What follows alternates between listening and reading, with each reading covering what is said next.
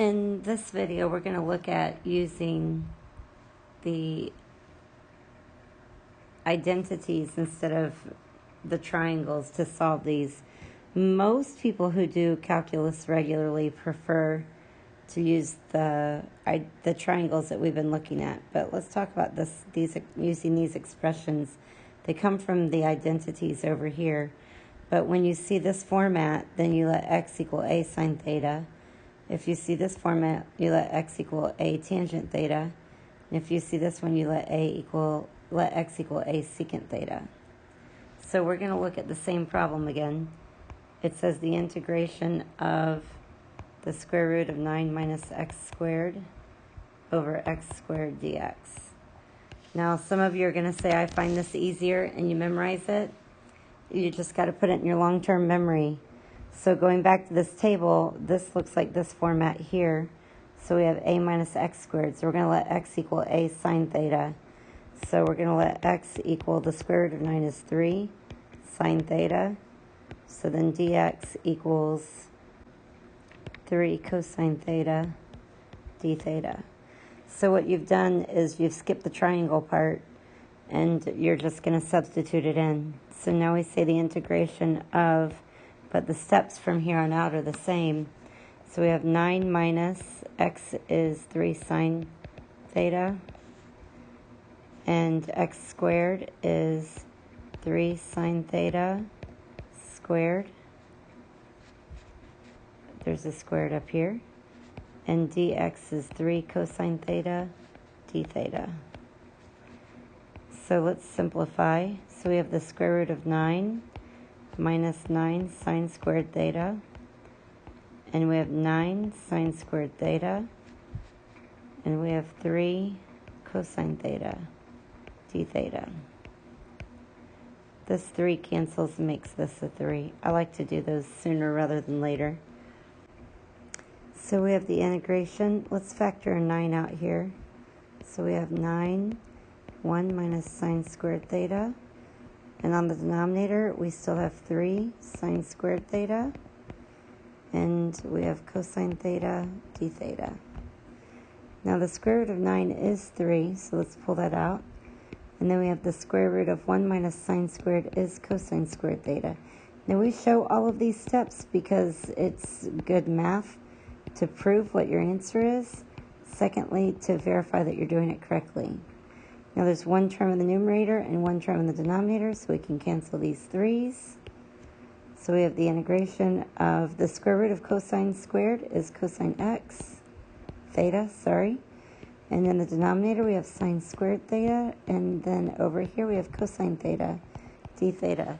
I didn't want it to get lost in the square root, so I haven't brought it over yet. And now it's over 1, so I technically have a cosine times a cosine makes cosine squared theta over sine squared theta. Now here's the deal. Cosine squared over sine squared does not give me, I can't use u sub, because if u is sine, the derivative is cosine and not the cosine squared. So let's deal with the fact that this is cosine squared over sine squared. So this is cotangent squared theta d theta. And that's an identity, so let's bring it over here.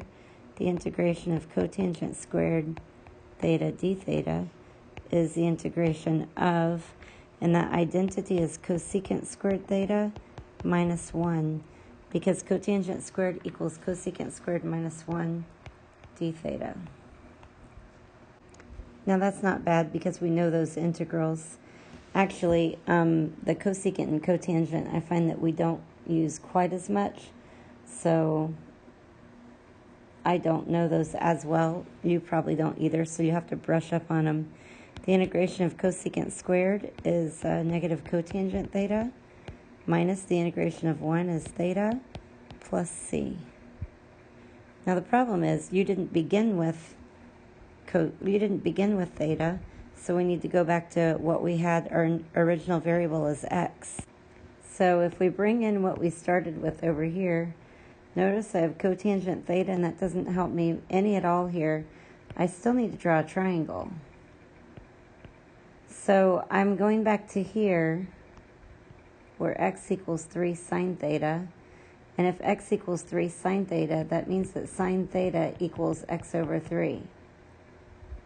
So here's my theta, x over 3. And I do Pythagorean theorem to find that this is 9 minus x squared. It should be, but I find that it's true. Now, since we've worked through the other, that isn't as bad. So theta, then we're going to do cotangent, which is the reciprocal of tangent. Tangent is opposite over adjacent, so it's x over the square root. So cotangent is negative square root. The negative is already in the problem. Over x minus theta comes from here, so we say theta is inverse sine of x over 3. So we say minus inverse sine of x over 3 plus c. And that's your answer.